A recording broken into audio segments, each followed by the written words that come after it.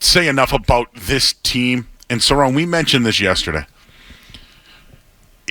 They had a chance to go to 3 straight NBA Finals if you really think about it, losing in a Game 7 last year. But you brought up the point that if they did win Game 7 last year, let's hypothetically say they lost. Mm-hmm. They've now lost back-to-back finals. How could you actually break up that team if they've gone twice in a row? Yeah. And your take was that maybe them missing out on the finals is the reason why they went out, retooled the roster, and revamped it, and surrounded Joe Mazzulla, and it all worked out. But to your credit, man, I agree with you. How do you change a team that's gone back-to-back, and instead it put them over the hump? Yeah. I mean, there's many teams throughout the history of sports who, got their break or got over the hump because they made a sacrifice to it. The Celtics, I'm not sure the timeline of the Kevin McHale, Robert Parrish trade, stuff like that. The Celtics won a championship with Tiny Archibald at point, Cedric Maxwell's finals MVP. Then they went out and made changes. And it created the big 3 and, all that stuff. And it just, it's throughout history. Celtics, if they got to the finals with Marcus Smart, Grant Williams, Robert Williams, and Malcolm Brogdon, it pushed the Denver Nuggets to a long series, which I think they would have. They would have came back with the same team. They would have added a little piece here or there, but they wouldn't have made the huge swings.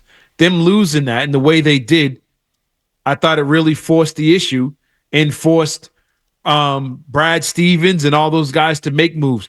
It forced them to go get a Sam Cassell and, go out and get and hire a Van Gundy in his position. All these little moves were, I think, because of how they lost to Miami. So I think them losing that changed them for the better. And I can't think of many off the top of my head, but I'm pretty sure the Patriots made a lot of moves losing into the Colts in 06. Patriots need receivers, whatever. Here comes Randy Moss. Here comes Wes Welker. Changed everything about that offense and how we know the Patriots going forward. They became an offensive juggernaut for the next decade. Little moves here or there after failure, it's usually what builds championship teams. And I think that losing to Miami, the Miami Heat are responsible for this championship team. Not the Milwaukee Bucks giving Drew Holiday away. It was losing to the Miami Heat in the way they did, I think, created this juggernaut and created a team I think that could be winners for a long time. If they had won the championship last year, that would have been one. But I think this team is more built to win over time than if they would have stuck that thing together last year and found a way to beat the Denver Nuggets. I'm going to celebrate this one tonight. Tomorrow we'll do repeat. Tomorrow we'll do that.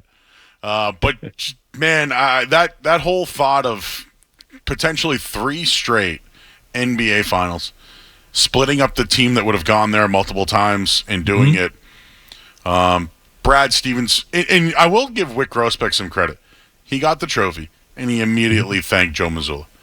So I didn't hear a lot of Brad Stevens stuff. Again, maybe you heard it on television. No, I didn't. I didn't see much of it from Brad Stevens. Humble? I know he's a humble guy. I know that. But the credit went to Mazzulla. Obviously, Wick got the trophy first and went right to Mazzulla. But I didn't hear much about Brad, so unless you guys did, maybe I'll look. But I just thought that a lot of the credit went to Mazzulla tonight, and it was well-deserved. Mm-hmm. Yeah, I mean, look, I've been hard on him. A lot of people have been hard on Joe.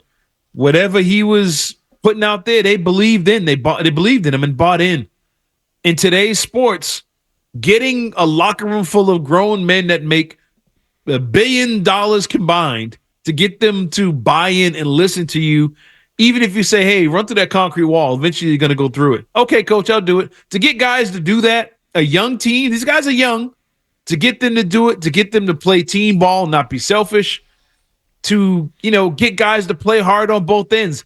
Top offensive team, top defensive team, top 2 in both, I believe. To get them to do that, to get veterans to buy in, to get Al Horford to say, I'll come off the bench, to get Drew Holiday to say, man, I got a championship. I've been All-NBA, All-Star. Hey, I'll play a lesser role. To get Jason Tatum to be unselfish in a closeout game in the final, to get 9 assists in the first half. excuse me, to do all these things. I'll sacrifice my points and my shot attempts for the next man. To get players to do that in 2024 is very hard, even on the college level now. So you have to get Mazzulla credit for that. They stuck to their plan. They stuck to their style all season. Even though I hated it, I didn't like them shooting a ton of threes, but they played their game. It worked out for them. And look, I got to give them credit. This is one thing I'll say about this team. I think they will be trendsetters and when it comes to team building and team basketball as we come out of the era of the big threes and the super teams.